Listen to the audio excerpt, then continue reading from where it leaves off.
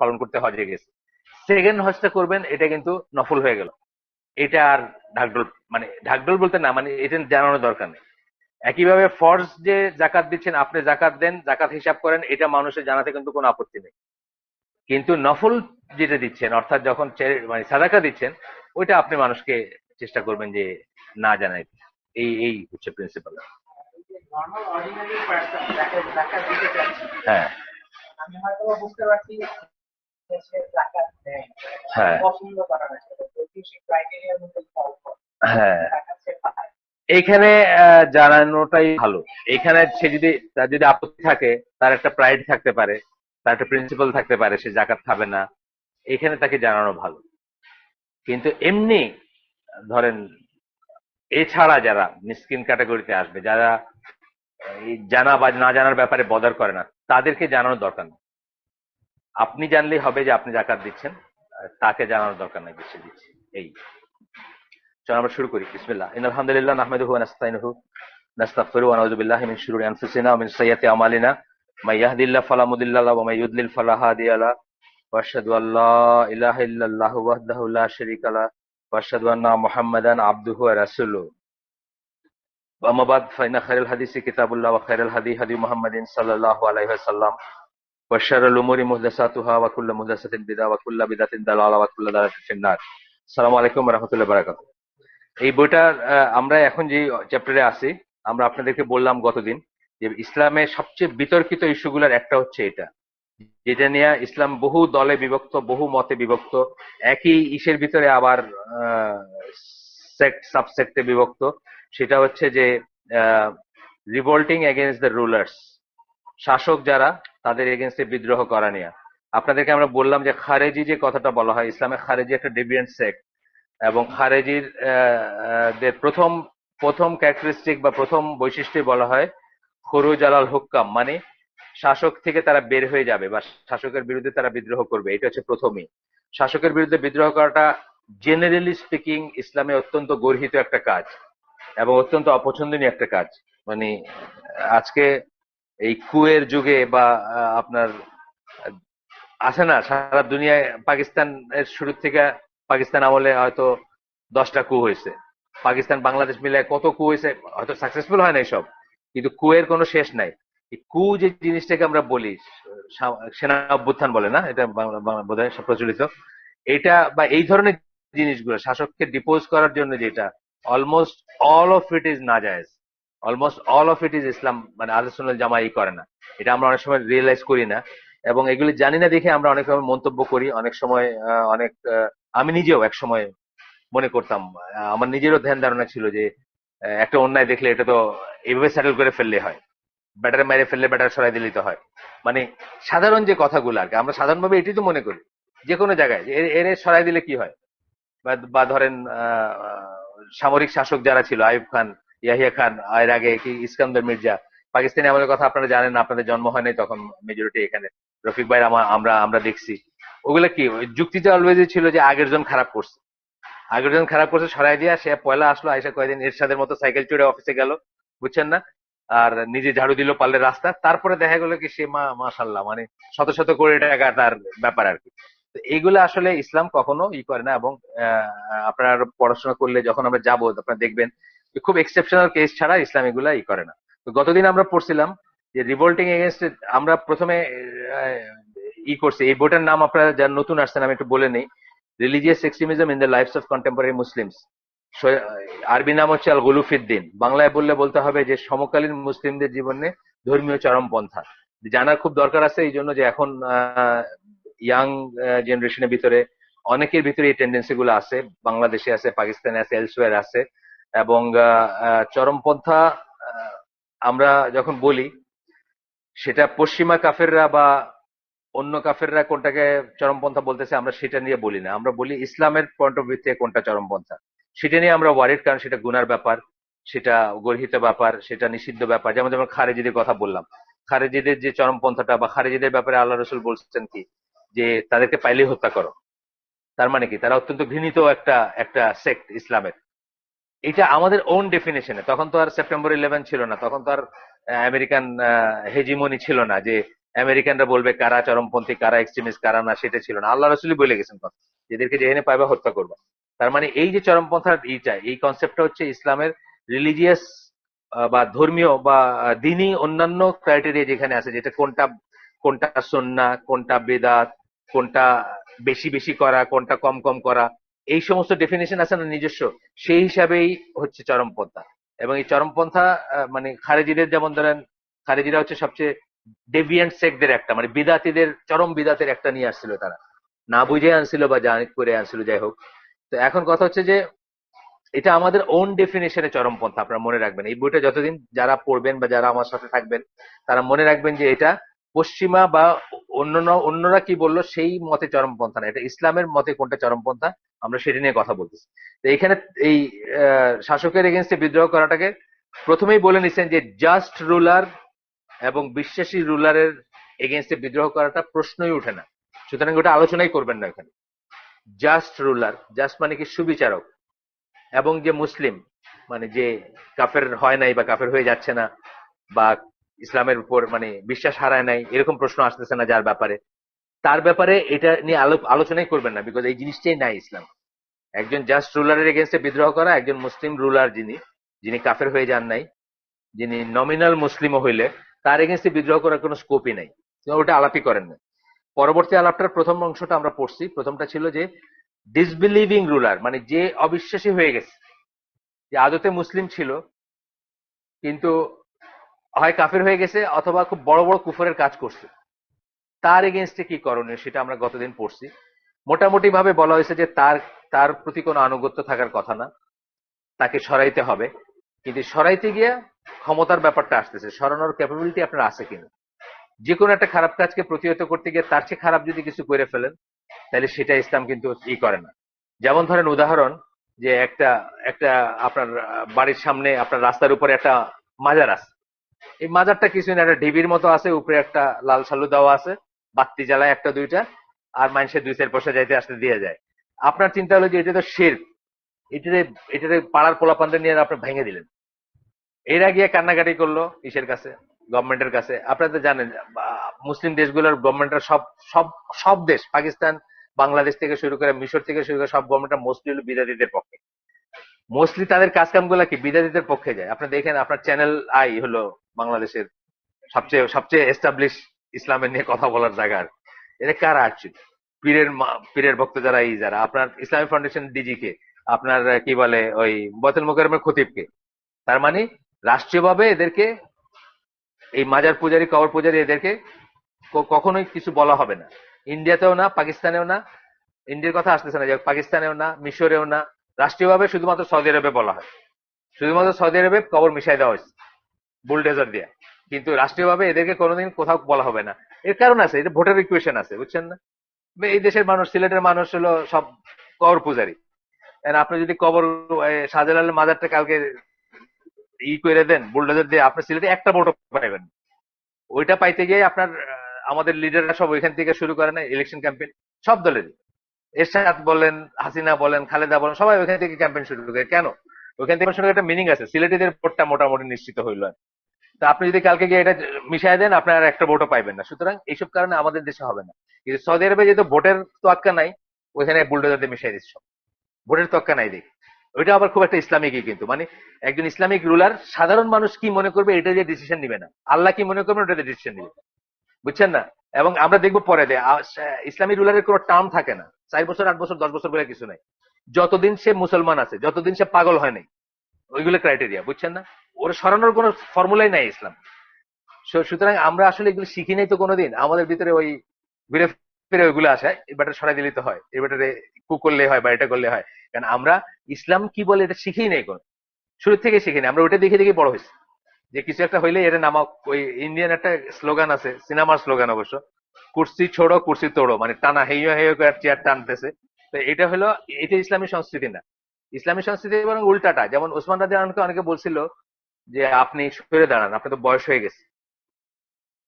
ওনার এগেনস্টে ধরেন একটু মানুষের চালাচালি করতেছিল, উনি একটা কারণেই হয় নাই, যে যে ইটা আল্লাহ আল্লাহ রসুল তার গায়ে যে ইটা পরাই দিচ্ছেন, অর্থাৎ খিলাফতের যে ইটা দিচ্ছেন, এইটা এইটা উনি কি করে ত্যাগ করবেন? এটা ত্যাগ করার কোনো ফর্মুলা নাই ইসলাম। আনলেস উনি পাগল হয়ে গেছেন, আনলেস উনি কাফের হয়ে গেছেন, আনলেস উনি মানে একেবারে অথর্ব, নড়তে চড়তে পারেন না, এছাড়া কোনো ফর্মুলাই নাই ইসলাম। যেই জন্য উনি কিন্তু ক্ষমতা লিপ্সু ছিলেন না।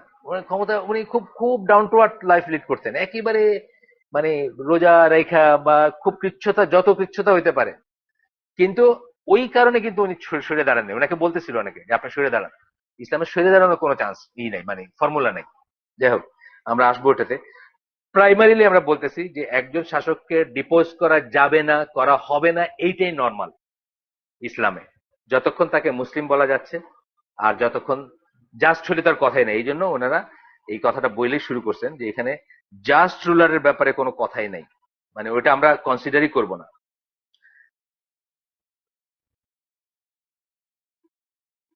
এখানে বলতেছেন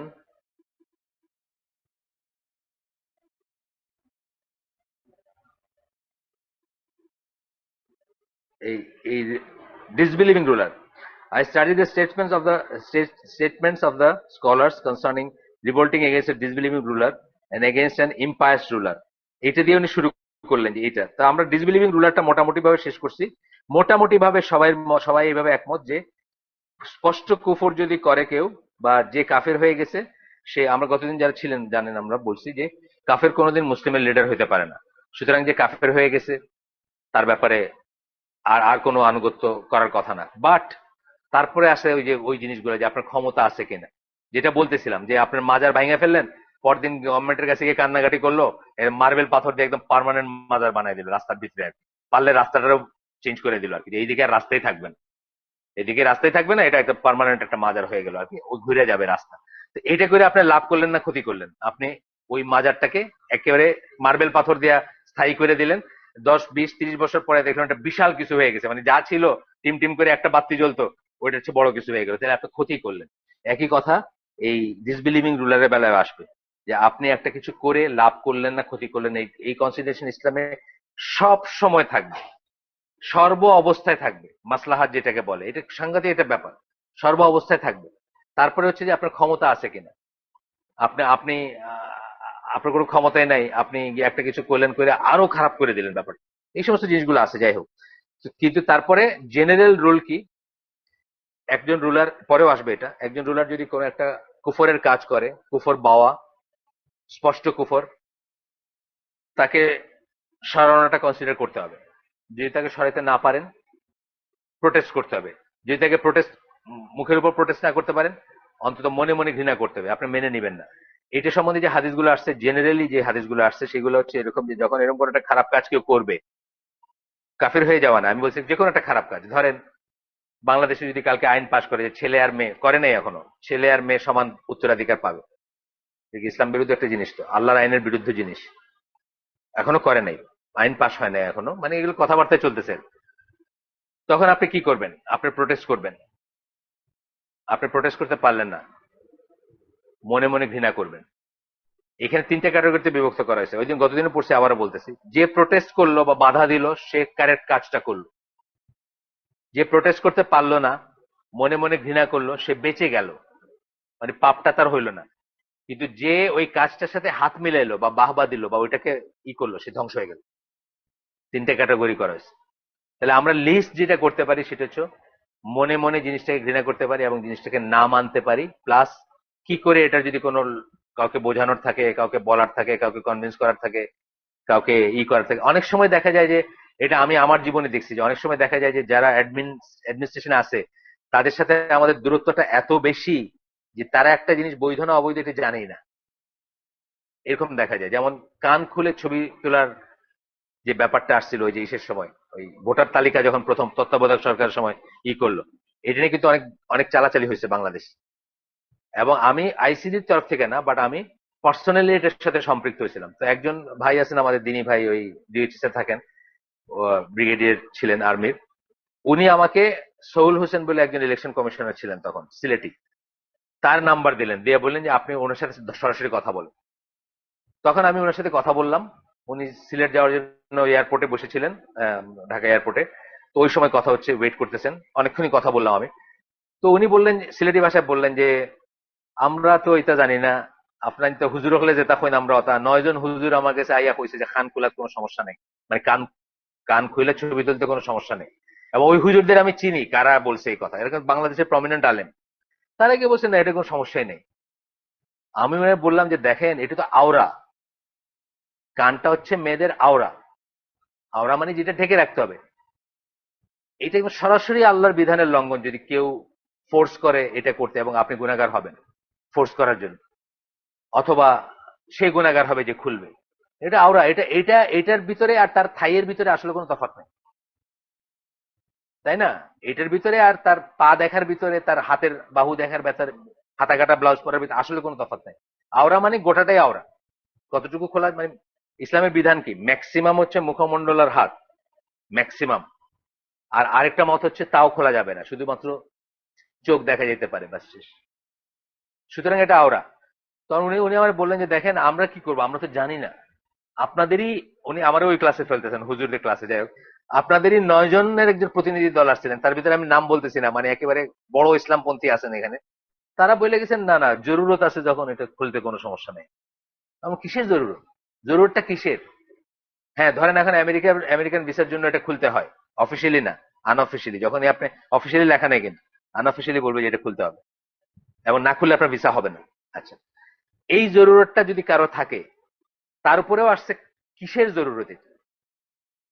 কিসের জরুরত? সে কি একজন সৌদি আরবে লেখছে যে তার পাসপোর্ট করতে হবে, হাজবেন্ড দাওয়াত দিতে গেছে, দাওয়াতি কাজে যাচ্ছে 1 মাস 2 মাসের জন্য, হাজবেন্ডের সাথে যে যাবে, পাসপোর্ট করতে হবে, এই জন্য মুখ খুলবে। বলতে তোমার পাসপোর্টের কোনো দরকার নেই, হাজবেন্ড 2 মাসের জন্য গেছে, তোমার যাইতে হবে কেন সাথে? শেষ, কথা শেষ না? জরুরত না তো এটা, এটা তো লাইফ সেভিং কিছু না। আচ্ছা, উনি যখন শুনলেন, শুনে আমাকে কথা দিলেন যে কাউকে জোর করা হবে না। তার মানে যখন তাকে বোঝানো হইলো, উনি কিন্তু বুঝলেন যে এটা একটা লজিক আছে, এবং এটা কারো কারোর জন্য ইমান বিনষ্টকারী বিষয়, বা তার জন্য মানে তার ফরজিয়াত নষ্ট হয়ে যাওয়ার বিষয়। যারা মানে ইসলাম, যারা মানে না তাদের জন্য কোনো সমস্যা নেই, তারা যা দেখাইতে বলবে তাই দেখাই ছবি তুলতে পারবে। কিন্তু যারা মানে তাদের জন্য এটা একটা জীবন মরণ জিনিস না। একটা মেয়ে জীবনে তার তার চুল তার কান কেউ দেখে নাই। আপনি এখন বললেন চুলও পয়লা দিকে বলছিল, চুলের মানে দেখা, আউটলাইন দেখা যেতে হবে, মানে চুলের লাইন, হেয়ার লাইন দেখা যেতে হবে। পরে ওটা বাদ দিয়ে শুধু কানে আসছিল। তো উনি বললেন কাউকে জোর করা হবে না, এবং ওনারা কথা রাখছেন। আমি তারপরে যখন রিয়েলি শুরু হলো ভোটার যেখানে যেখানে যেখানে যেখান থেকে কমপ্লেন আসছে, আমি কিন্তু চেষ্টা করছি ওটা করতে, এবং সাথে সাথে ওটার এফেক্ট হয়েছে। যখনই রেফারেন্স দিছি যে ওনার ওনার সাথে আমার কথা হয়েছে, মানে ধরেন একটা ক্যাম্পে একজন মেজর বা একজন আর্মির কেউ আছে, তখন তো আর্মি দিয়ে করেছিল এগুলো। তো ওখান থেকে শান্তিনগর না কোথা থেকে আমাকে ফোন করছে, তো আমি ওখানে একজনকে বলছি যে আমার সাথে ওনার কথা হয়েছে, এরকম ভাবে সাথে সাথে ব্যাস ওকে করে দিচ্ছে। তাহলে মানে ছোট র্যাঙ্কের, বুঝছেন না, সে বলছে যে আচ্ছা অর্ডার আছে। যখনই আবার উল্টাটা বলা হয়েছে যে এরকম আছে, বাস সে মাইনে নিচ্ছে। তা এটা যেটা আমি বলতেছিলাম যে অনেক সময় আপনার অ্যাডমিন বা তারা জানেও না, কিন্তু তাদের পর্যন্ত জিনিসটা যায় না, কোনটা সত্যি চামচারা যাইতে দেয় না বা যায় না তাদের পর্যন্ত। গেলে হয়তো অনেক সময় কাজ হইতো, অনেক জায়গায় হয়তো হইতো, সব জায়গায় না হোক, অনেক জায়গায় হইতো। আউটরাইট একটা জিনিসকে একেবারে কুফর বোঝাই দিলে আপনি জোর করে বলবে যে না, আমি এটাই করতে চাই, এই মানুষ কিন্তু বুকের পাটা খুব কম মানুষের আছে। আছে, সবাই যে নাই তা না, মানে একদম যে নাই তা না, কিন্তু সাধারণভাবে মানুষ ভয় পায় জিনিসটা। আপনাকে যখন আমি বুঝাই দিব যে আপনার এটা কিন্তু কুফর আকবার, আপনি কিন্তু ইসলাম থেকে বাইরে হয়ে যাবেন। আফটার অল সবাই চিন্তা করে কবর টবর তো এখানেই হবে, বুঝছেন না? লিডার ফিডার গুলা এটা বয়স্ক হয় না, এই চিন্তা ঢুকে তাদের ভিতরে। কিন্তু অনেক সময় হয় কি, কমিউনিকেশনটা ওই পর্যন্ত যায় না, তার আগেই আরেক দল চামচা পাওয়া যাবে, যাবে কোনো সমস্যা। ওই যে 9 জন যে বললাম, তারা বলেই আসছে কোনো সমস্যা নাই, এটা তো জরুরত, কান খুলে ছবি তুলে সমস্যা কি? কোনো সমস্যা নেই, ইসলাম এত কঠিন না, মানে এটা এইগুলো বুঝে আসছে তাই। তো উনি আমারে বলছে আমরা কি করবো বলেন, আপনারাই বলেন এটা, আপনারাই বলেন এটা। তখন আমি ওনারা এক্সপ্লেন করলাম যে এই ব্যাপার। যাই হোক, তা এখন আমরা আজকে পড়বো ডিসবিলিভিংটা, আমরা মোটামুটি শেষ করছি, এটা নিয়ে কোনো দ্বিমত নাই। আজকে আমরা পড়বো অ্যাকচুয়ালি অত্যাচারী এবং পরেশগার না এমন রুলারের এগেনস্টে বিদ্রোহ করার ব্যাপারটা। অত্যাচারী এবং পায়াস না, মানে পরেশগার না, এরকম রুলার। গতদিন যেটা পড়ছি তার লাস্ট অংশটুকু একটু বাকি ছিল, লাস্ট অংশটা একটু বাকি ছিল। যখন জিজ্ঞেস করছে যে ওই ওই ওই ওই এইটা আমি পড়ি আবার একটু, ওই হাদিসটা। যখন বলা হয়েছে যে আল্লাহ রসুল যে হাদিসটা আবার আসবে, এটা বারবার আসবে, এইসব এইসব স্টাডিজে, স্কলারলি স্টাডিজে একটা রিপিটেড হইতে পারে, বিকজ যেখানে যেখানে দরকার হবে ওখানে ওনারা উল্লেখ করবেন। হাদিসটা আমি পড়ি। তোমাদের ভিতর বেস্ট রুলার হচ্ছে তারা যারা তোমাদেরকে ভালোবাসে এবং তোমরা তাদের ভালোবাসো। তারা হচ্ছে তোমাদের ভিতর বেস্ট রুলার। ওমর রাদিয়াল্লাহু আনহু, আবু বকর রাদিয়াল্লাহু আনহু বা Omar bin Abdul Aziz, best ruler. You pray over them and they pray over you. তোমরা তাদের জন্য দোয়া করো। আপনি করছেন নাই কোনোদিন এখানে কেউ শাসকের জন্য দোয়া? আপনিও করেন না, আপনার শাসকও আপনার জন্য করবে না। এটা কিন্তু রেসিপ্রোকেটিং। এটা শাসক কিন্তু আল্লাহ বুঝেই দেন, আপনি যেই শাসক ডিজার্ভ করেন সেই শাসক কিন্তু দেন। শাসক অনুযায়ী আপনি না, আপনি অনুযায়ী শাসক। কিন্তু এটা কিন্তু ইসলামের বিলিফ। যে জন্য হাজ্জাজ বিন ইউসুফের এগেনস্টে ওমর রাদিয়াল্লাহু আনহুর ছেলে আব্দুল্লাহ বিন ওমর বিদ্রোহ করেন নাই, তাকে লিডার মানছেন, তার বায়াত নিছেন। বরং এটা বলছেন যে আল্লাহ, আমরা এটা ডিজার্ভ করে দেখে আল্লাহ এরকম অত্যাচারী লোক আমাদের উপরে বসেছেন। এটা আল্লাহর কদর, এটা আল্লাহর ইচ্ছা, বিকজ আমরা ওইরকম হয়ে গেছি। এটা কিন্তু বুঝের ব্যাপার আছে। আপনি যেরকম ওরকম শাসক আল্লাহ আপনার উপর দেন, আপনার শাসক অনুযায়ী আপনি না আর কি। বুঝছেন তো ব্যাপারটা? দোষটা আমরা সবসময় শাসককেই পয়লা দিই। পয়লা কিন্তু নিজের বুকের দিকে তাকানো উচিত যে আমি এরকম দেখে আমার উপর আল্লাহ এটা বসেছে, আমি এরকম দেখে আমার উপর এটা বসেছে। তারপরে বলতেছেন the worst of your rulers, সবচেয়ে পচা তোমাদের ভিতর যারা এই রুলার্স, তারা কি? আর those whom you hate and they hate you. তোমরা যাদের ঘৃণা করার তারা যাদের, তারাও তোমাদের ঘৃণা করে। আমরা এই এই পর্যায়ে যাচ্ছি না এখন? সারা দুনিয়াতে এই পর্যায়ে গেছে। সারা দুনিয়ার, ইভেন সৌদি আরব ইনক্লুডেড, রুলার গুলা কি আমাদের, তারা আমাদের ঘৃণা করে, আমরা তাদের ঘৃণা করি। ঠিক না?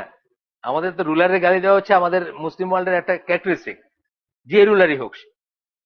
তাইলে আমরা প্রথম ক্যাটাগরিতে পড়িনি, আমরা এই সেকেন্ড ক্যাটাগরিতে পড়তেছি। আমরা আমাদের রুলারদের জন্য কোনোদিন দোয়া করিনি। আপনি মনে করতে পারবেন না দোয়া করছি। হ্যাঁ, এক একদিন হয়তো আমার আব্বা ওই যে স্বাধীনতার আগে শেখ মুজিবের জন্য মানত টানত এক ধরনের দোয়া ধরেন আর কি, আল্লাহ তারে জেল থেকে বাইর করে দাও বা এটা, বা জিয়াউর রহমান মারা যাওয়ার পরে আমার নানি আর মা ভেবে করে কাঁদছে, না বুঝেই কাঁদছে, মানে তারা তো পলিটিক্স বুঝে না। এইটা ধরেন এক একটা কেস আছে যেখানে এইটা ঘটছে, যে শাসকের জন্য আমরা কাঁদছি বা দোয়া করছি, তারা আমাদের জন্য। কিন্তু জেনারেলি আমরা কি, তারা আমাদের ভালোবাসেন না, আমরা তাদের ভালোবাসেন। তারা আমাদের জন্য দোয়া করেন না, আমরা তাদের জন্য দোয়া করি। when was the last time Sheikh Hasina বা খালেদা জিয়ার জন্য আপনি দোয়া করছেন? মানে এখন আমরা ওই ফেজে যাচ্ছি, চলতেছি, ওই ফেজে আছি আমরা। তারপরে বলতেছেন you curse them and they curse you. তোমরা তাদেরকে লানত দাও, তারা তোমাদের লানত দেয়। ঠিক ওই পর্যায়ে আছি আমরা এখন। তখন সাহাবীরা জিজ্ঞেস করছেন, ও মেসেঞ্জার অফ আল্লাহ, হে রাসূল Allah, shall we fight and oppose them over that? তাদেরকে কি আমরা, তাদের সাথে কি আমরা যুদ্ধ করব, তাদেরকে কি আমরা অপোজ করব এটার ব্যাপারে, এই ব্যাপারে? আল্লাহ রাসূল কি বলছেন? No, not so long as they establish the prayer among you. যতক্ষণ তারা তোমাদের ভিতরে সালাত কায়েম করে। এই সালাত কায়েম করার অর্থ কিন্তু সে গিয়া লিড দিয়া দিয়ে সব জামাত করবে তা না। এটার অর্থ আসছে পরে, পরে বলতেছে এটার অর্থ কি। তারপরে কি বললেন? If someone is appointed over a person and he sees some act of disobedience to Allah from him, he should dislike what he does of disobedience. তোমাদের উপরে যদি কাউকে অ্যাপয়েন্টেড করা হয়, কেউ একজন রুলার আছে, কেউ একজন শাসক আছে, সে যদি আল্লাহর অপছন্দনীয় কোনো কাজ করে, সেই কাজটাকে তুমি অপছন্দ করবা, ডিসলাইক করবা, অপছন্দ করবা। But he should not remove his hand from obedience. কিন্তু সে আনুগত্যের হাতটা সরায় নিবে না তার কাছ থেকে। চিন্তা করে দেখেন, মানে এই ক্রাইটেরিয়াতে দেখবেন যে আপনি এই ইসলামিক ওয়ার্ল্ডে হাজার হাজার হয়তো কু হয়ে গেছে এই পর্যন্ত।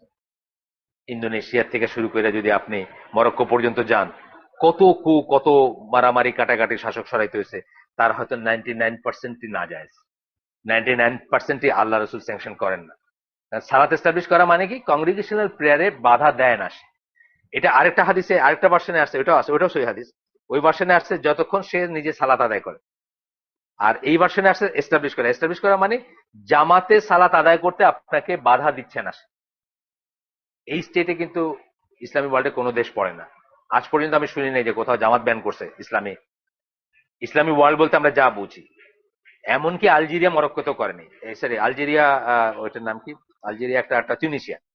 আলজেরিয়া তিউনিসিয়াতে তো তারা চরম উল্টার সাইডটা ছিল, সেখানেও কিন্তু করে নাই যে জামাতে সালাত আদায় করতে পারবা না, আজান দিতে পারবা না, এটা কিন্তু করে নাই। ওটা হচ্ছে বেসিক ক্রাইটেরিয়া। যাই হোক, আমরা আবার ফিরে আসি আমাদের আজকের ইসে। গতদিন একটা লাস্ট অংশটা আমি পড়তেছিলাম। এখানে আটটা হাদিস আসছে আল্লাহ রাসূল সাল্লাল্লাহু আলাইহি ওয়াসাল্লাম গতদিনের পড়ার লাস্ট অংশে, যেখানে বলতেছেন হিয়ার এন্ড ওবে ইভেন ইফ, এটা আপনারা সবাই জানেন, তার কথা শোনো এবং তাকে মান্য করো যদি একজন আবিসিনিয়ান স্লেভ, আবিসিনিয়ান মানে হাবশি, হাবশি কৃতদাস তোমাদের উপরে লিডার করে দেওয়া হয়, যার মাথাটা কিসমিসের মতো, কিসমিসের মতো মাথাতে দুইটা জিনিস বোঝাইছেন, মানে আসলে দেখতে ওদের চুলগুলো ওরকম হয়, সেটাও কেউ কেউ বলছেন, আর কেউ কেউ বলছেন যে মাথায় কিছু নাই, আর মাথায় কোনো বস্তু নাই, মেটেরিয়াল নাই, মানে এত অপদার্থ যদি হয় তবুও তাকে মান, তবুও তাকে মান, তবুও তাকে মানতে হবে।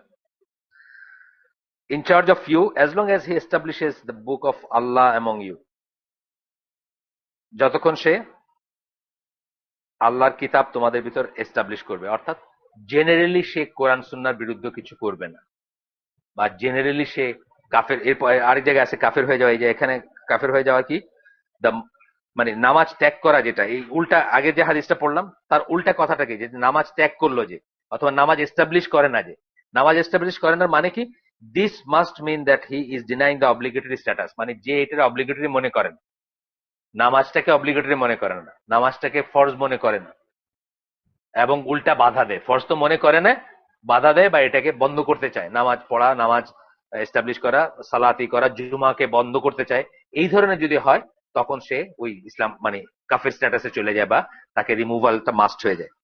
আচ্ছা, এই গতদিনের যে পড়াটা আমাদের, গতদিনের ছিল কি, কাফের হয়ে গেছে বা যাচ্ছে বা কুফরের কাজ করতেছে এই ধরনের লিডারের ব্যাপারে রুলিংটা কি সেটা পড়তেছিলাম, সেটা লাস্ট অংশে বলতেছেন all that indicates that all that it indicates is, মানে যা এখান থেকে আমরা যা বুঝলাম সেটা হচ্ছে that there is no hearing or obedience to the ruler in something that involved disobedience to Allah, মানে কুফর যখন হয়ে গেল ওইখানে, বা কুফরের কাজ বা আল্লাহর প্রতি অবাধ্যতার ব্যাপারে কোনো কিছু শুনতে হবে না, মানার কোনো ব্যাপার নেই, শুনতে হবে না বা মানতে হবে না, মানার কোনো ব্যাপার নেই।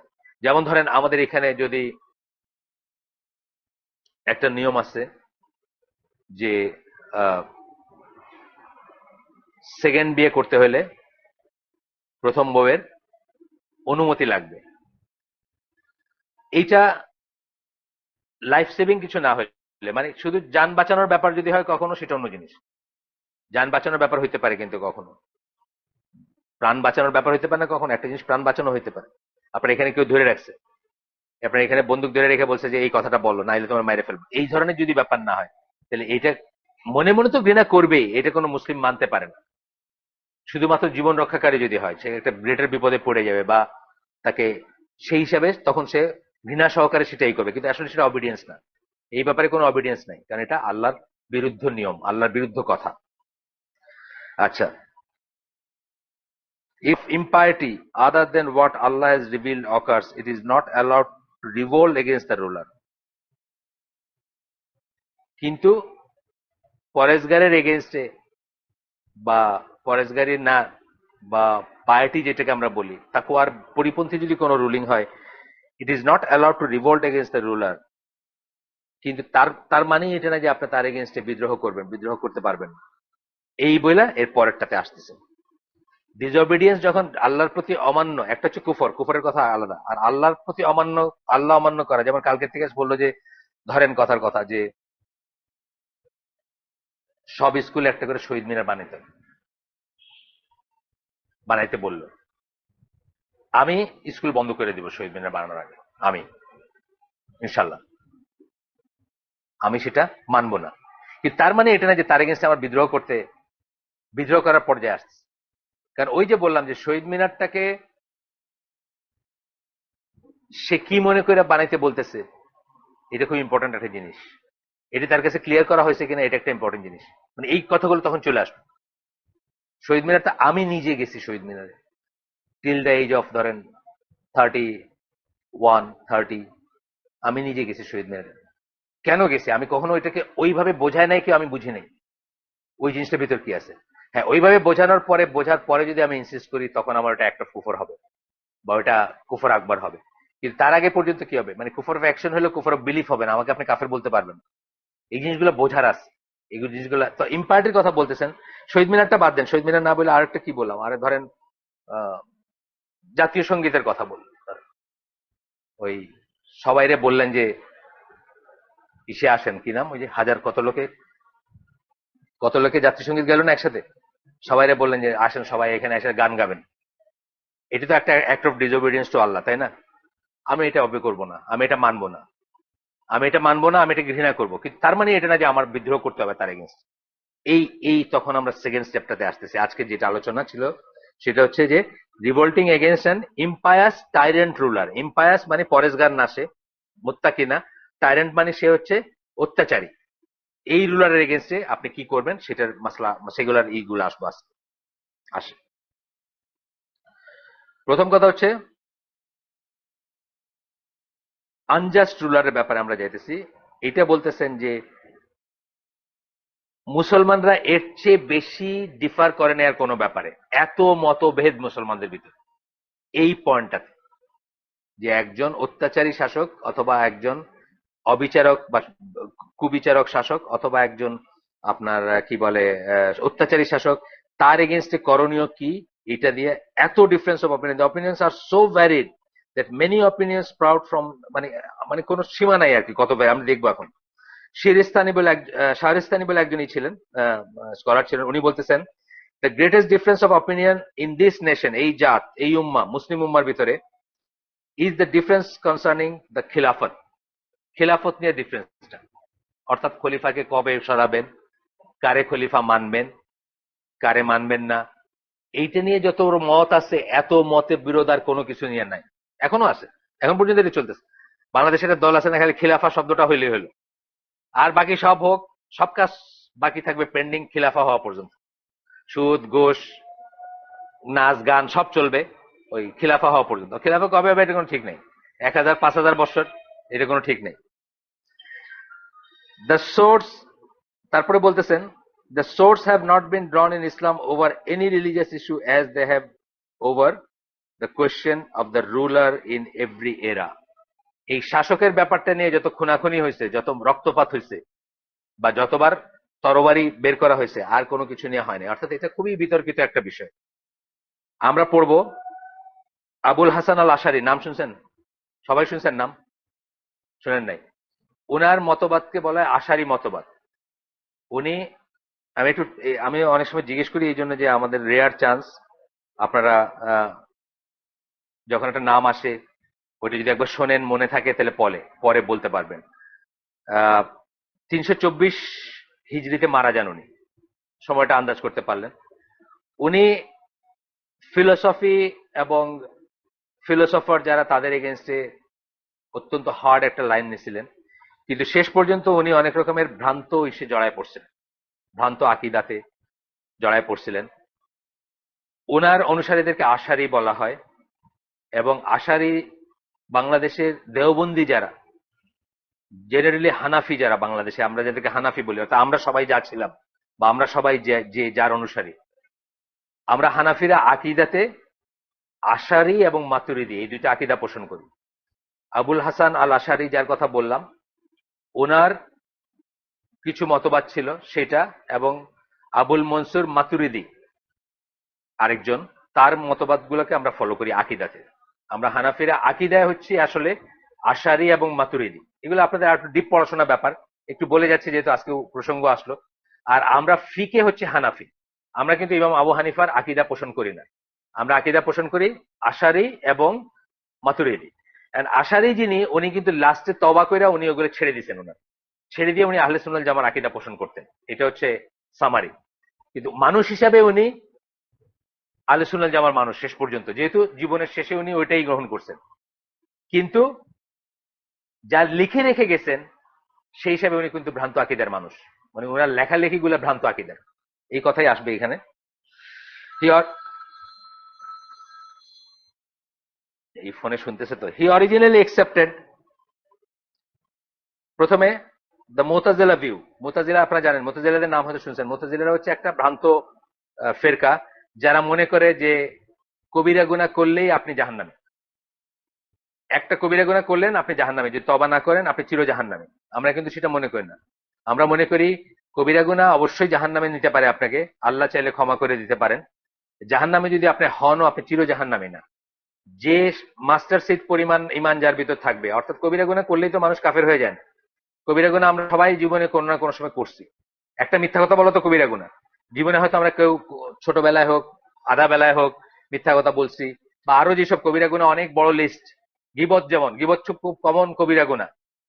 আপনি বললেন যে ওই লোকটা ওই মনে আছে আমাদের সাথে যে পড়তো, ওই যে বাইট্টা কামাল, বাইট্টা কামাল, এটা কিন্তু গীবত। এই বাইট্টা কামাল যে বললেন এটাও কিন্তু গীবত এক ধরনের, তাই না? তো গীবত আমরা কম বেশি হয়তো নাউজুবিল্লাহ সবাই করছে, তবা করবো আমরা। তবা করলে এটা মাফ হবে, তবা করলে কবিরা গুনাহ কিন্তু তবা ছাড়া মাফ হয় না, তবা করতে হবে, মনে করে তবা করতে হবে। কিন্তু কবিরা গুনার জন্য আপনি জাহান্নামে হইতে পারেন, কিন্তু তার মানে কিন্তু আপনি কাফের হয়ে যান নাই। আর কাফের যদি না হয়ে যান, মুসলিম যদি থাকেন, তাহলে আমাদের আকীদা, আহলে সুন্নাত জামার আকীদা হচ্ছে কি, কোনো না কোনোদিন আপনি জান্নাতে যাবেনই যাবেন। কিন্তু মুতাজিলারা এবং খারেজিরা বলে যে আপনি কবিরা গুনাহ করে মারা গেছেন, তবা করেন নাই, বা আল্লাহ মানে করেন নাই, আল্লাহর কাছে মাফ চান নাই, আপনি চির জাহান্নামী। এইটা হলো মুতাজিলা বলতে আমি বলতেছি বড় একটা ডেভিয়েশন কিন্তু। আহলে সুন্নাল জামা অর্থাৎ আল্লাহ রসুল এবং সাহাবীরা যা বিশ্বাস করতেন, যা মনে করতেন, যার উপর ছিলেন, তার সাথে কিন্তু বিশাল একটা ডিফারেন্স এটা। এইভাবে উনি প্রথম জীবনে মুতাজিলাদের ভিউ পোষণ করতেন। যাই হোক, শেষ পর্যন্ত বলতেছেন যে পরে লাস্টে উনি আহলে সুন্নাহ ওয়াল জামার ইস্যুর উপর আসছিলেন, এই যে এখানে বলছেন, হি ফলোড দ্য কুল্লাবিয়া view and also left them, rejoining to the way of আহলে সুন্নাহ ওয়াল জামা। হি ডাইড ইন বাগদাদ, পরে বাগদাদে মারা গেছেন। তো এই আশারি আকিদাটা কি, আমি ডিটেলসে যাচ্ছি না, মানে কোথায় এটার ফ্লটা ছোট্ট একটু বলতেছি আমি। যে আল্লাহর যে সিফাত গুলো আছে, অল্প কটা সিফাত ছাড়া বাকিগুলাকে তারা অস্বীকার করেন। বাস এটুকু জেনে রাখেন। সাইফুল্লাহ ভাই ক্লাস করাইছেন এখানে, সাইফুল্লাহ ভাই রেকর্ডিং আছে, কেউ যদি শুনতে চান শুনতে পারেন ডিটেলস। আমরা ডিটেলসে যাচ্ছি না। তাহলে আমরা আশারি আকিদা পোষণ করতে পারি না। আশারি আকিদা যেটা, সেটা আহলে সুন্নাহ জামার আকিদা না। মাতুরিদি আকিদা যেটা, সেটাও আহলে সুন্নাহ জামার আকিদা না। এবং আকিদা পয়েন্টে আমরা দেওবন্দি বা প্রচলিত হানাফি থেকে আলাদা ভিউ পোষণ করি, কারণ এইটাই আল্লাহ রসুলের কথা, এইটাই সাহাবীদের কথা। এটা এমন কোন দলের বা গ্রুপের বা কারো দলের যুক্তি গিয়ে আমি করতেছি তা না। আমি নিজেকে আগুন থেকে বাঁচাইতে গিয়া আমার আকিদাটা হইতে হবে, মানে আকিদা কথার মানে কি, বিশ্বাস, বদ্ধমূল ধারণা, সেটাকে বলি আমরা আকিদা। তাহলে আকিদা কামস ফার্স্ট, মানে বিশ্বাসটা প্রথমে আসে একজন মুসলমানের। প্রথমেই ঠিক করার বিষয় হচ্ছে বিশ্বাস। এটা একটা স্লোগান কিন্তু, মানে ইসলামী ওয়ার্ল্ডে, আকিদা কামস ফার্স্ট। কারণ কি, আপনার বিশ্বাস অনুযায়ী আপনি কাজ করবেন, এবং আপনার জান্নাত জাহান্নাম নির্ধারণ হবে কিন্তু বিশ্বাস অনুযায়ী। বুঝেন নাই? শিরকের কাজগুলো কি বিশ্বাস না? শিরকটা কোথা থেকে আসে? শিরকের মেইন ব্যাপারটা কিন্তু বিশ্বাস। বিশ্বাসে শিরক ঢোকা মানে আপনি রিয়েলি মুশরিক হইলেন। বিশ্বাসে কুফর ঢোকা মানে আপনি কুফর হইলেন। কারণ মুমিন বান্দা যদি ভুলবশত কুফরের একটা কথা বলে ফেলে, বা শিরকের একটা কথা বলে ফেলে, সে কিন্তু মুশরিক হয়ে যায় না, ভুলবশত যদি বলে। কিন্তু বিশ্বাস নিয়ে যখন বলবে, তখন কিন্তু সে কাফের বা মুশরিক হয়। এটার দলিল আপনাদের কাছে, যারা পুরান আমার সাথে বসেন তাদের আগে বলছি আমি দলিল। আল্লাহ রসুলের সাহাবীরা হচ্ছেন এটার দলিল।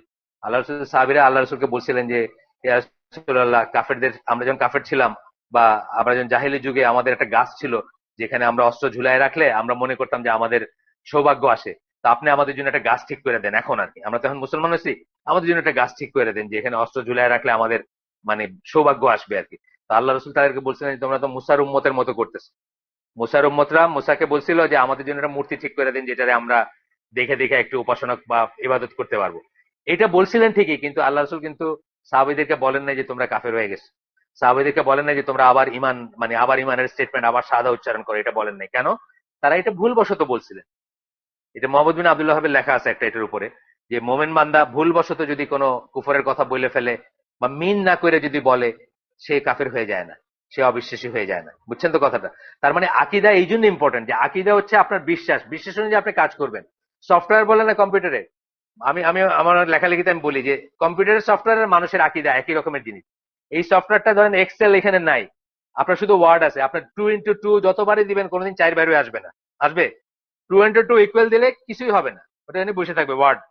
কিন্তু এটা যদি এক্সেলে হইতো, আপনার ফর্মুলা লেখা 2x2 4 বের হয়ে আসবে। তাহলে আপনার সফটওয়্যার অনুযায়ী কাজ হবে কম্পিউটারের, বিশ্বাস অনুযায়ী আপনার আপনার কর্মফল হবে। আপনি কি বিশ্বাস করেন, জান্নাত জাহান্নাম কিন্তু বিশ্বাস দেওয়া হবে। এই জন্য কিন্তু আকিদা জিনিসটা এত ইম্পর্টেন্ট। সবসময় আমরা আকিদা আকিদা বলি, অনেক সময় মানুষ বলে যে এত আকিদার কথা, আমার ইসের আলী হাদিসের লোকই বলে, আমাকে বলছে একজন ডাক্তার সাহেব, আপনারা খালি এত আকিদা আকিদা করেন, কি এত আকিদা আকিদা? এই জন্য আকিদা করি যে আকিদা দিয়ে জান্নাত জাহান্নাম হবে। এই যে আবুল হাসান আল আশারি, উনি যে আকিদাটা রেখে গেছেন, এটাকে আমরা মনে করি আহলে সুন্নাত জামার আকিদা না। অথচ উনি ওটা ত্যাগ করে যখন সঠিক হিসেবে আসছেন, ওনাকে কিন্তু আমরা আহলে সুন্নাত জামার লোক মনে করি। কারণ এটা দিয়ে আপনার বিচারটা আলটিমেটলি এটা দিয়ে হবে, বিশ্বাস দেওয়া হবে। একটা বিশ্বাস কি, একটা কাফের আর মুসলিমের ভিতরে প্রথম তফাৎটা কোথায়? বিশ্বাসে না। প্রথম তফাৎটা কোথায়? ইমানে। ইমানটা মানে কি? বিশ্বাস, মানে আকীদা। সে কি বিশ্বাস করলো আর কি করলো না, তার উপরে। এই জন্য এটা এত ইম্পর্টেন্ট জিনিস। যাই হোক, উনি বলেন উনার সময় কিন্তু সামারাইজ করছেন, সেই 300 কত হিজরিতে মারা গেছেন উনি। ওই সময় কিন্তু শাসকের এগেনস্টে বিদ্রোহ করা যাবে কিনা যাবে, এই নিয়ে 4টা বড় রকমের ধারা তখন ছিল। প্রথম ধারাটা হচ্ছে মুতাজিলা, জায়দিস, খারেজি এন্ড মেনি মুরজিয়া। মুতাজিলা বললাম, খারেজি বললাম। মুতাজিলা খারেজি অলমোস্ট সেম, একটু ডিফারেন্স। মানে মুতাজিলারা কাফের বলে না, কিন্তু চির জাহান্নামী বলে কবিরা গুনাহকারীকে। ধরেন খারেজিরা বলে সে কাফের। একটা মানুষজন কবিরা গুনাহ করলো, সে কাফের হয়ে গেল যদি সে তওবা না করে, যদি সে তওবা না করে আবার মুসলমান না হয়। যে জন্য তারা আলী রাদিয়াল্লাহু আনহুকে কাফের ডিক্লেয়ার করছিল, জানেন তো এটা। মানে খারেজিরা আলী রাদিয়াল্লাহু আনহুকে কাফের ডিক্লেয়ার করছিল। এবং একবার কাফের ডিক্লেয়ার করা মানে কি, আপনার রক্ত তখন হালাল, তারপরে তার কল্লাটা উড়াইতে আর কোনো সমস্যা নেই। যে লোকটা তাকে মারছিল সে তাকে কাফের মনে করতো, এবং সে খারেজি ছিল। তার একটা খুব সুন্দরী মেয়েকে বিয়ে করছিল, ওই মেয়ে তার কাছে এই মোহরানা হিসাবে আলী রাদিয়াল্লাহু আনহুর মাথা চাইছিল, এবং সেই হিসাবে সে গিয়ে তারে হত্যা করছিল। তখন তো সব জায়েজ, আপনি তো তারে আর মুসলমান মনে করতেছেন না, বুঝছেন না? তো এটা হলো খারেজি ট্রেন্ড। এটা আমাদের ভিতরে এখনো আছে, এই বাংলাদেশেও আছে। বাংলাদেশে বহু মানুষ আছে যারা কবিরা গুনাহ এবং কুফরের ভিতরে তফাৎ করতে পারে না। কবিরা গুনাহকারীকেই তারা কাফের মনে করে, এবং ওই জন্য তারে অস্পৃশ্য মনে করে, তাকে তার সাথে উঠা বসা করবে না, তারে মুসলমানি জ্ঞান করবে না। কিন্তু আহলে সুন্নাত জামাত সেটা মনে করে না। কারণ কবিরা গুনার কি আছে? ধরেন ব্যভিচার, ব্যভিচার একটা শাস্তি আছে না? কিসাস একটা শাস্তি আছে না? এটা তো কবিরা গুনাহ সব। মানে কি বলে, হত্যা। আপনি আমার ভাইকে হত্যা করছেন, এটা একটা শাস্তি আছে না? কি শাস্তি? কিসাস। আমি আপনার মাফ করে দিলে কিন্তু আপনি ফ্রি, আপনি তখন মুসলমান। মাফ না করলেও মুসলমান, আপনার মুসলিমত্ব যায় না কিন্তু এটার জন্য। আপনি আমাকে আমার ভাইকে হত্যা করছেন দেখে আপনি কাফের হয়ে যান, আপনি একটা ব্যবচার করছেন দেখে আপনি কাফের হয়ে যান, বুঝছেন না? বিশাল বিশাল ডিফারেন্স আমাদের সাথে। যাই হোক, খারেজি, জায়েদিরা এক ধরনের শিয়া সেক্ট, কিন্তু তারা খুব ক্লোজ টু আহলে সুন্নাত জামা। তারা আমাদের সাথে খুব খুব কাছাকাছি। এটা জায়েদিদের আকীদা নিয়ে আমরা অন্য একদিন পড়বো। ওই আহ, শিয়াদের ভিতরে সবচেয়ে কাছের, সুন্নিদের সবচেয়ে কাছের সেক্ট হচ্ছে জায়েদি, যারা শাফি মাযহাবের খুব কাছাকাছি তাদের চিন্তা ভাবনা। মুতাজিলা, খারেজি আর মুরজিয়া কাদের কথা বললাম? মুরজিয়া জানেন, এখানে যারা আসেন তারা জানেন। মুরজিয়া হচ্ছে যারা কোন আমলকে দাম দেয় না, যারা মনে করে একবার লা ইলাহা ইল্লাল্লাহ বলছেন মানে আপনার চিরকালের জন্য আপনার ইমান ঠিক আছে, ইমান আর যাবে না আপনার, এরকম মনে করে। মানে কাজটারে অত করে না, আমলকে অত গুরুত্ব দেয় না তারা। মুরজিয়া এগুলো সবই ডেভিয়েন্ট সেক্ট। যাই হোক, এরা একটা ট্রেন্ড ফলো করে। এরা কি মনে করে? এরা মনে করে it is obligated to use it, কি সোড। কি ইউজ করবেন? সোড ইউজ করবেন, অর্থাৎ শক্তি, বল, বিদ্রোহ, যুদ্ধ যেটাই বলেন সেটাকে অব্লিগেটরি মনে করে তারা। Two use it if we are able to use the sword to remove the rebel and institute truth and justice.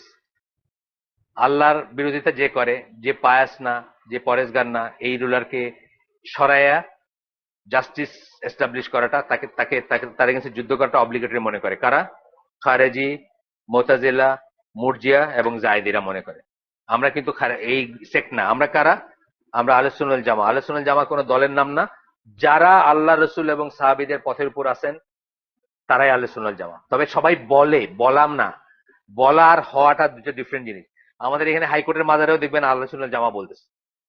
আমাদের এখানে হাইকোর্টের মাজার রাজারবাগে বসেও আহলে সুন্নাত ওয়াল জামা বলতেছে। দেওয়ানবাগে হলো বিগেস্ট আহলে সুন্নাত ওয়াল জামার ক্লেমেন্ট, তাই না? এই সেটা না, আসলে থাকতে হবে, জানতে হবে হোয়াট ইট মিনস, এবং সেই অনুযায়ী আহলে সুন্নাত ওয়াল জামা হইতে হবে। যাই হোক, 2 নম্বর হচ্ছে দ্য রাফেদি শিয়া। শিয়ারা কি বলেন? ভিউ গুলা বলতেছেন এই ব্যাপারে। 4টা মত মত আছে, যে একটা অত্যাচারী শাসক, বা একটা পরেশগার না, বা একটা নেক শাসক না, এইরকম শাসকের এগেনস্টে কি করবেন? ওই 4টা সেক্ট মনে করে অব্লিগেটরি, ওয়াজিব, তাকে তার এগেনস্টে যুদ্ধ করা, তাকে সরানো। শিয়ারা কি মনে করে? শিয়ারা মনে করে that the use of sword is not valid. আপনি কিছুতেই ফোর্স করবেন না বা যুদ্ধ করবেন না তার against. Even if one is killed until the expected imam appears and he orders it. আপনি যদি মাইরে ফেলে তাও তার এগেন্সে বিদ্রোহ করবে না, যতক্ষণ ওই ইমাম, ওদের একজন ইমাম আছে না, হিডেন ইমাম, একজন আছে না যে আবার ফিরে আসবে, সে যতদিন না আসতেছে ততদিন না। এক্সপেক্টেড ইমাম অ্যাপিয়ার্স, আচ্ছা, 3 নম্বর হচ্ছে আবু বকর ইবন আল আসাম বা আসম। ইনার একটা চিন্তা ভাবনা ছিল, এনার সম্বন্ধে একটু বলি আমরা। One of the most eloquent of the people and most knowledgeable in his time. তার সময় উনি সবচেয়ে এলোকোয়েন্টদের ভিতর ছিলেন এবং সবচেয়ে নলেজেবল ছিলেন। তার সময়টা কোনটা? একদম শুরুর দিকে মুতাজিলাদের একজন ছিলেন উনি। মুতাজিলাদের একজন ছিলেন। He considered Ali wrong and Muawiya to be in the right. Ali রাদিয়াল্লাহু ভুল মনে করতেন এবং মুয়াবিয়া রাদিয়াল্লাহু সঠিক মনে করতেন।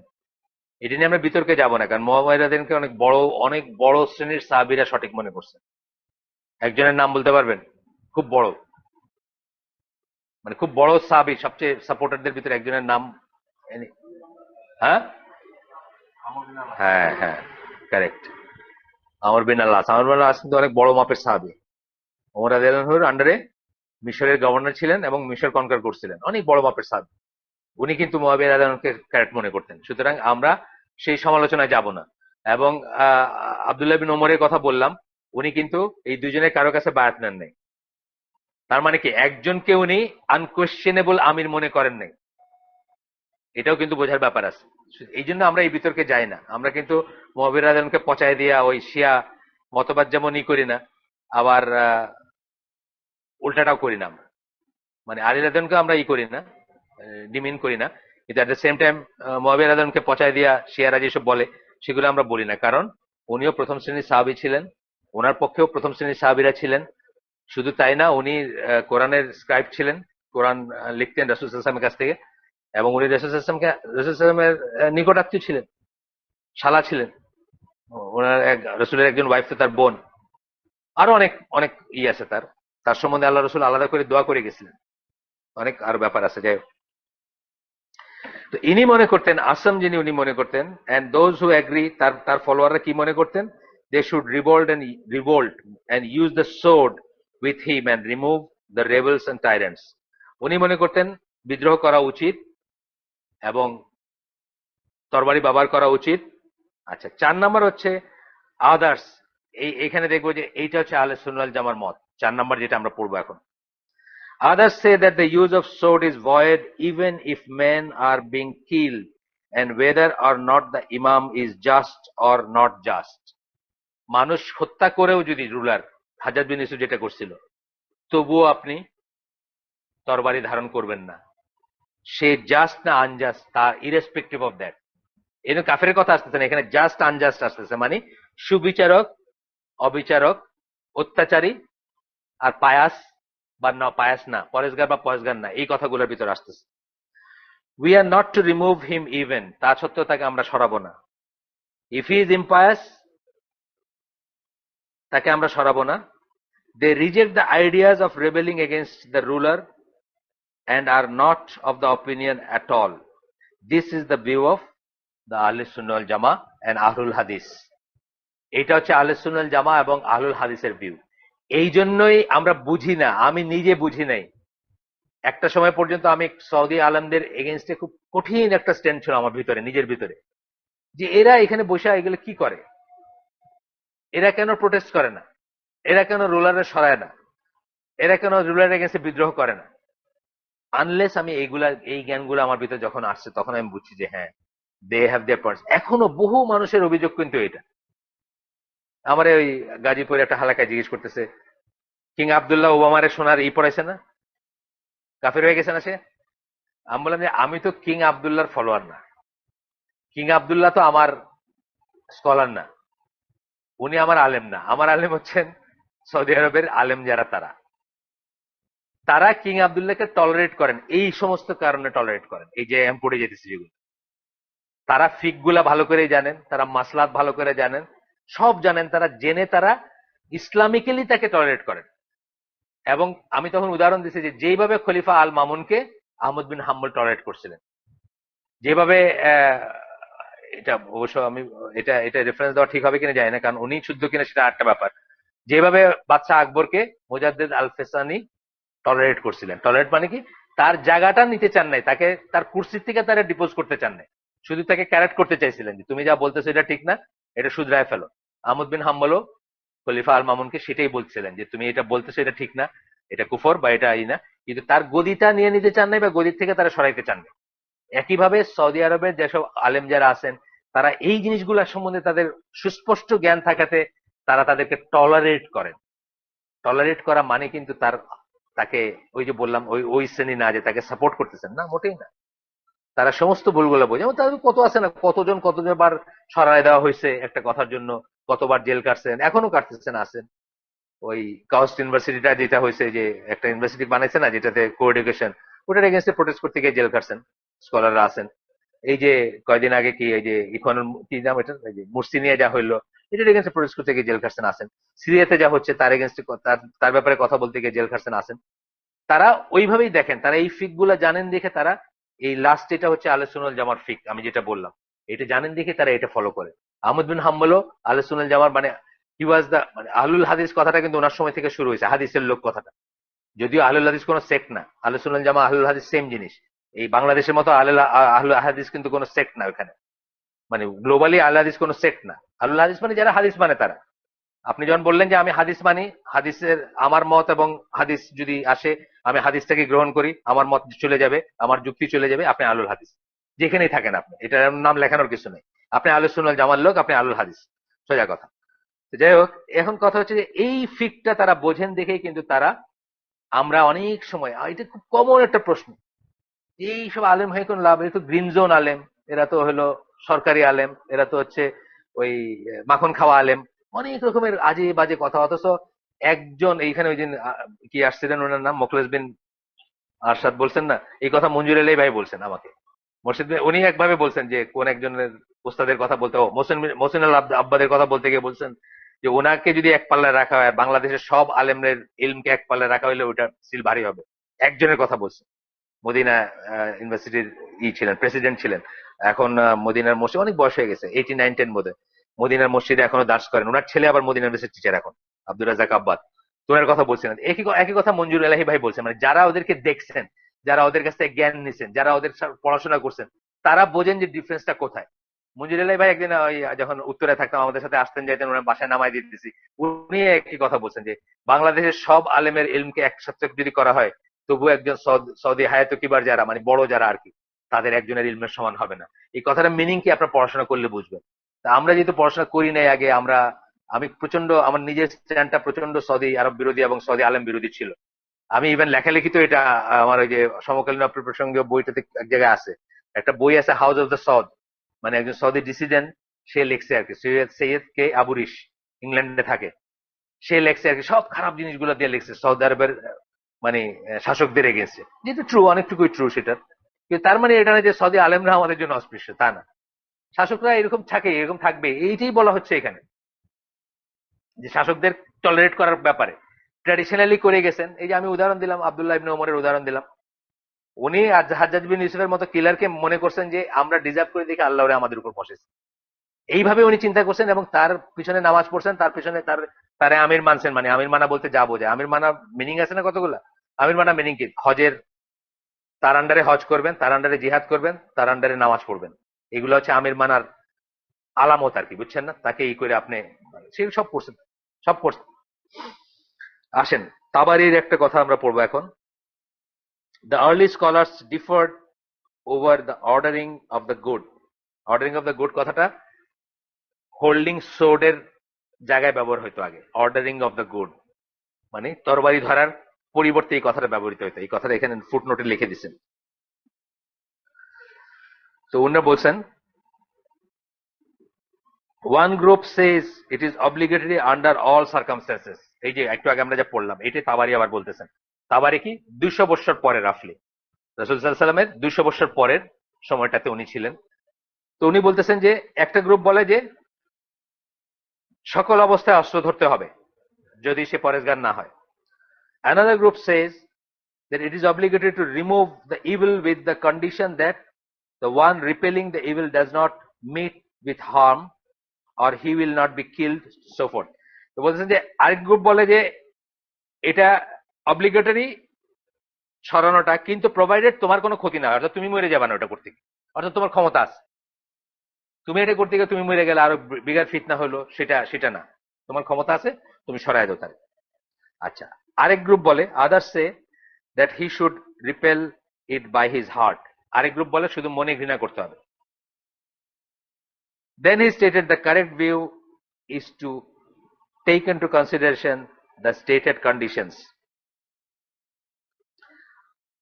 তারপরে উনি বলছেন যে কিছু কন্ডিশন আছে, এগুলাকে কনসিডারেশনে নেওয়া উচিত।